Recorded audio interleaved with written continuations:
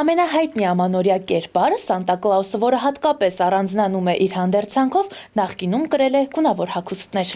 Գիտեք չէ, Սանտա Կլաուսի հագուստի վերջնական տեսքը ստանալու համար պահանջվել է շուրջ 80 տարի։ Այսօր Սանտան բոլորին հայտնի է իր կարմիր-սպիտակ հանդերձանքով, երկար մորուքով եւ սև կոշիկներով, սակայն առաջին նկարազարդումներում նա կրում էր կանաչ, կապույտ, շագանակագույն, նույնիսկ սև հագուստ, կախված նրանից, թե որտեղ են պատմություններն ու ավանդույթները ձևավորվել։ Օրինակ Նիդերլանդներում եւ Գերմանիայում պատկերում էին եկեղեցականի ոճով, բայց գունավոր հագուստով մարդու, որը բերում էր նվերներ երեխաներին, սակայն նման կերպարով նա ավելի շատ նման էր հոգևորականի, քան ձմեռային ուրախ մարդու։ Կարմիր զգեստը լայն տարածում գտավ միայն 20-րդ դարի սկզբին, երբ ամերիկյան գովազդները, ֆիլմերը եւ նույնիսկ բացիկները Սանտա Կլաուսի կերպարը սկսեցին ներկայացնել բոլորիս ծանոթ հագուստով։ Այսօր նա ոչ միայն նվերներ է բերում, այլ նաեւ համաշխարհային սիմվոլ է ձմեռային ուրախության, ջերմության եւ տոնական ոգու։ Իսկ ո՞րն է Սանտա Կլաուսի ձեր պատկերացրած կերպարը։ Գրեք մեկնաբանություններում։ Այսօր էլ այսքանը, մինչ հանդիպում։